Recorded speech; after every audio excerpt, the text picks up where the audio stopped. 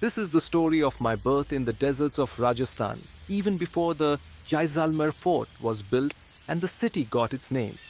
As Lord Krishna had said in Brindavan, I was born in a Bhati Rajput clan that claimed descent from Sri Krishna's Yaduvansh and therefore belonged to the Lunar dynasty.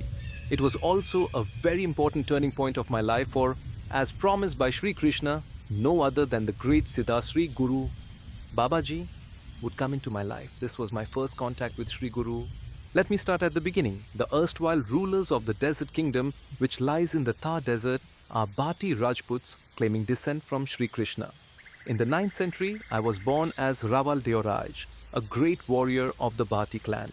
Being a great archer, horse rider, and fearless warrior, I went to war with many neighbouring tribes and expanded my kingdom. All was going well. I was acknowledged as the greatest warrior of the desert. Even the Pathan chiefs across the border feared Deoraj. Then, I fell in love with the beautiful daughter of a neighbouring chieftain named Karan. Her name was Karni. Her father had invited me to his tent to negotiate a joint war against a rival chief. She came in to serve food, and that was the first time I saw her. I fell in love. A few days later, I took the risk of riding to her father's territory in the dead of the night. Tiptoeing to her tent, I woke her up. It was a moonlit night. She came out without fear and we stood looking at each other. Not wanting to lose time, I laid bare my heart. She giggled and ran back into her tent, saying, "Talk to my father. I too loved you the moment I saw you. Now go away before my father's guards see you." At the next meeting I had with Chief Karan, I expressed my love for his daughter. Chief Karan was not opposed to our marriage but wanted my family to negotiate the proposal. Since my family had no objection, the families met and the marriage was fixed. There was one problem, which we did not think was serious. Chief Karan had previously agreed to give his daughter in marriage to a neighbouring chieftain, but Karni had refused to marry him. This was conveyed to the chieftain's family by her father, and that is where the matter stood. On the day of the marriage, as we exchanged garlands of rare desert flowers, the wedding party was ambushed. Nearly 900 guests attending the wedding, mostly unarmed, were massacred. My father, my bride, Karna, Chief Karan, and many relatives on both sides lay dead. I escaped. Running out of the tent into the desert, pursued by soldiers of the rival chieftain, tired and exhausted, I finally reached a small oasis called the Jogisar. It was reputed that a great yogi had his residence there. From a thatched cottage, a yogi emerged.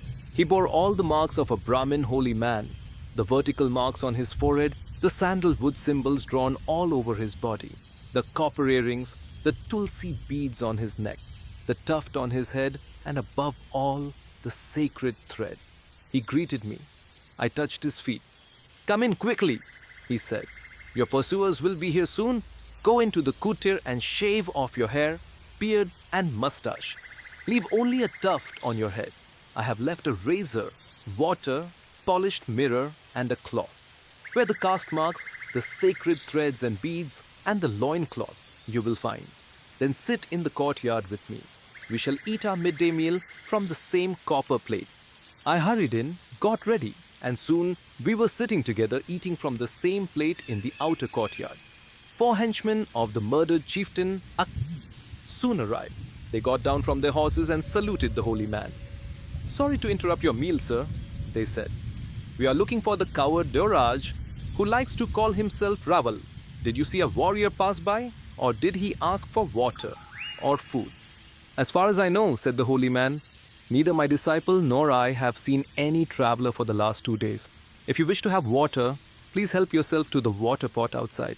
I would appreciate if you would leave us in peace. Clanging of swords and neighing of horses disturb our spiritual practices. If we see anyone, we will send information to your chief. When you see him, give him our blessings. Namo Narayana."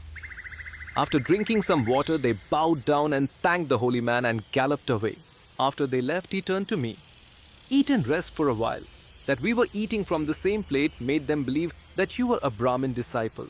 Also, I had to work a little magic. I am the Siddha, who Sri Krishna promised to send to you in a previous birth when you were the daughter of a Brahmin Rishi. You don't remember, of course. I am the one called Sri Guru. Many spiritual seekers simply call me Babaji.